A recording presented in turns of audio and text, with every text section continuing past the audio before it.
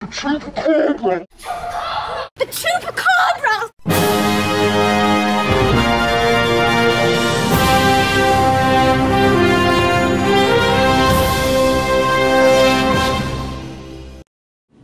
Good evening. This broadcast is brought to you by Parkview Hospital, customized modern medicine in Brunswick. Well, that system that we had throughout this weekend has finally made its way offshore and has only left Maine with a few showers throughout the evening. But as we get into tomorrow, those showers will begin to clear up and that sun will actually be able to peek out from behind those clouds and warm our temperatures up a little bit.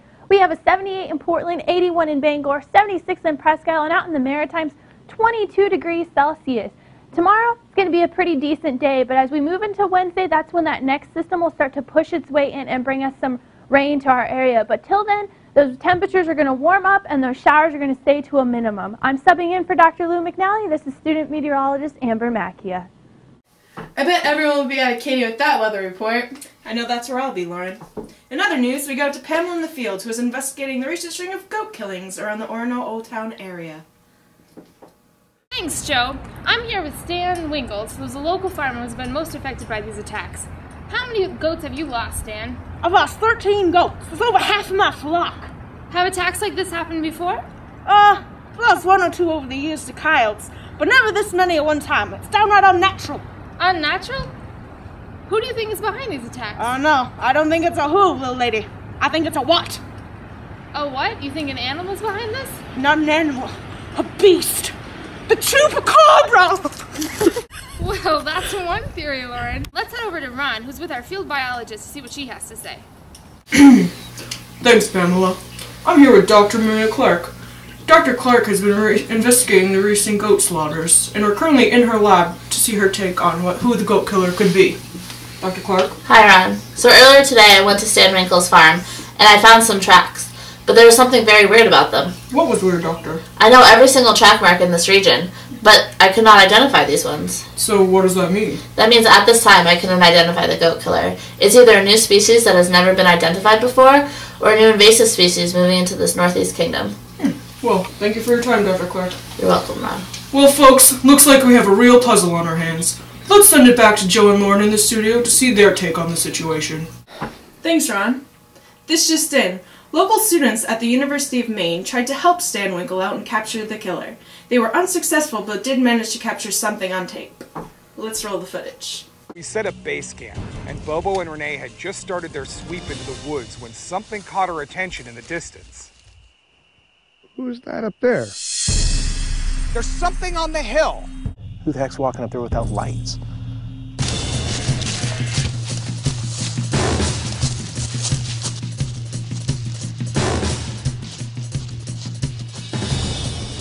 What are we supposed to do? Are we supposed to run up that hill up to him? No, we're not supposed to do this. Why is he going up there?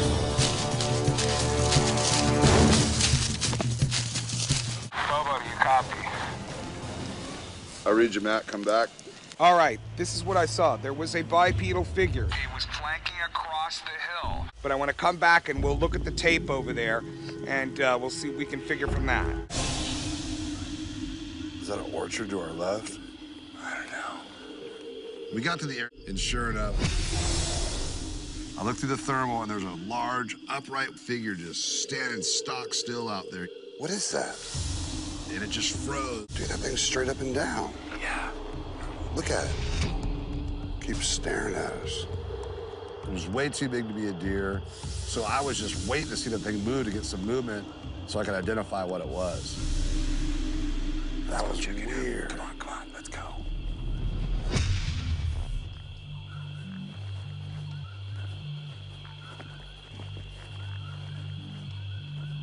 Matt starts walking out in the meadow towards it.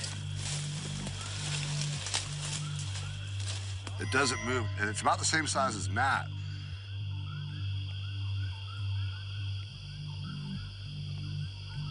Well, I'll be damned.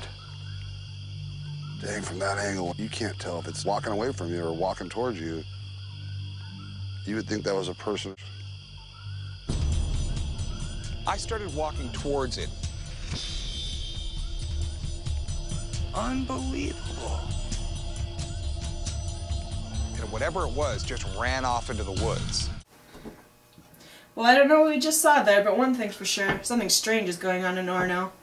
We will tell you more on this story as the investigation progresses. Thank you and have a good night.